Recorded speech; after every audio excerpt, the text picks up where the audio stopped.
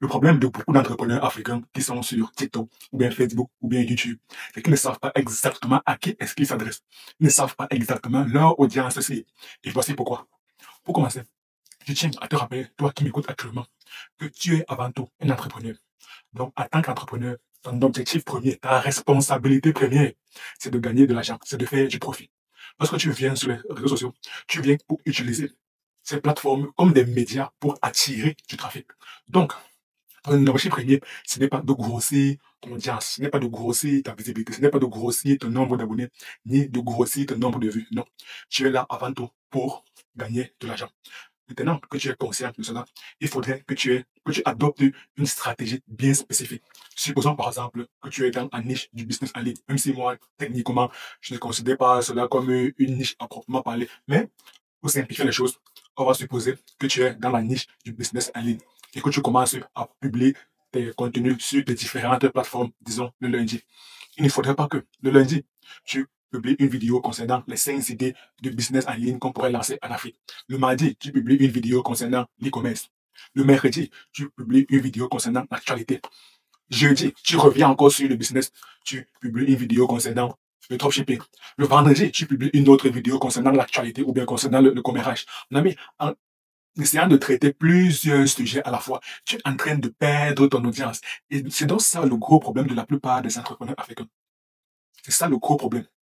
C'est que vous vous calquez sur des personnes qui sont des entrepreneurs, mais lorsqu'elles viennent sur les réseaux, se comportent comme des créateurs de contenu, comme des personnes qui sont des influenceurs et par conséquent sont là à vouloir traiter des thématiques qui vont générer de l'actualité, qui vont générer des vues. Donc par conséquent, sont là à traiter des thématiques qui vont avoir beaucoup plus de vues. Donc à s'insérer dans tout ce qui est buzz. Non, mon ami, non, tu n'es pas là pour le buzz. Tu n'es pas là pour le buzz. Si tu voulais le buzz, alors mon ami, deviens créateur de contenu et traite des thématiques qui vont te générer des vues. Traite des thématiques qui vont faire en sorte que ta vidéo soit virale. On n'est pas là pour rechercher la viralité. Non. On s'en fout. Clairement, on s'en fout que notre short soit ou bien notre vidéo soit virale ou pas. Ce n'est pas ça le plus important. Le plus important est de savoir est-ce que ce qu'on va partager dans notre vidéo va répondre aux problèmes, à la problématique, aux souffrances, aux intérêts de notre audience cible. Parce que, rappelez-vous, du moins toi qui me regarde actuellement, rappelle-toi, l'entrepreneuriat est tout simplement une solution à un problème précis. Une solution à un problème précis. Donc, tes shorts, tes contenus vidéo sont des solutions aux problèmes, aux problématiques que souffre ton audience. Et si toi, tu viens avec un début de solution à leurs problèmes, alors ils voudront en savoir davantage de manière à éradiquer définitivement leurs problèmes. Et c'est donc là que si tu as une offre payante, alors là, tu gagneras de l'argent. Là, tu comprends que tu n'es pas là pour la viralité. Non, tu n'es pas là pour la viralité. Tu n'es pas là pour t'insérer dans toutes les nouvelles tendances ou bien dans le buzz. Ça, clairement, on s'en fout. Ça encore, je le répète et je le martèle. On n'est pas là pour créer des vidéos virales ou bien pour créer des shorts viraux. On n'est pas là pour grossir notre nombre de vues. On n'est pas là pour grossir notre nombre d'abonnés. Par contre, on est là pour grossir notre compte bancaire. C'est tout ce qui compte. Et par conséquent, tu devrais donc faire exclusivement, bon, je vais être un peu généreux, tu devrais faire principalement, disons, un ratio que j'aime bien, vraiment le ratio de Pareto, disons 80-20. Tu devrais faire 80% des contenus qui vont répondre aux problèmes, aux problématiques, aux souffrances de ton audience. Maintenant, il faudrait savoir dans quel état se situe ton audience aussi. En marketing, il y a ce qu'on appelle le trafic chaud, le trafic froid. Et si on voudrait aller beaucoup plus en profondeur, il y a des détails concernant la température de notre audience cible, de notre avatar, de notre persona, ce qui sont des thèmes intrinsèques propres au marketing. Il y a un livre, notamment écrit par Eugene Schwartz, intitulé Breakthrough Advertising, qui définit les degrés de température de notre audience cible, de notre persona, de notre avatar. Il avait décrit 5 degrés de notre audience cible, de notre persona, de notre avatar. Premier degré, il y a un aware, donc des personnes qui n'ont même pas conscience qu'elles ont un problème. Ça, c'est le premier degré. Si on devait faire une pyramide, ça, c'est la base de la pyramide. Un aware, les personnes qui n'ont même pas conscience qu'elles ont un problème. Le degré suivant, c'est problem aware, donc les personnes qui sont conscientes qu'elles ont un problème, mais qui ne recherchent pas une solution à leur problème.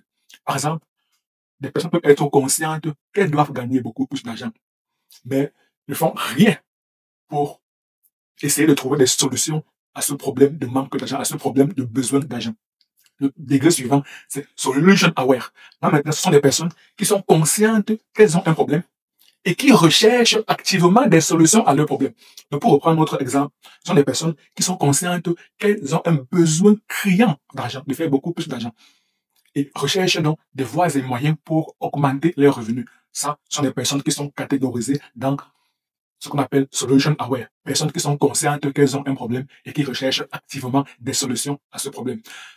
Le degré suivant, c'est product aware. Donc des personnes qui, après avoir été conscientes qu'elles ont un problème, après avoir recherché des solutions actives à ce problème, maintenant recherchent la meilleure solution, donc le produit ou bien le service qui sera en mesure de résoudre rapidement ce problème. Et il y a le cinquième et dernier degré, c'est most aware, donc des personnes qui sont conscientes qu'elles ont un problème, qui recherchent activement des solutions à ce problème et qui ont trouvé la meilleure solution à ce problème. Donc là maintenant, ce sont des personnes qui, dès lors que tu viens avec ton offre sur le marché, vont directement acheter. En définitive, il faudrait connaître exactement ton audience cible.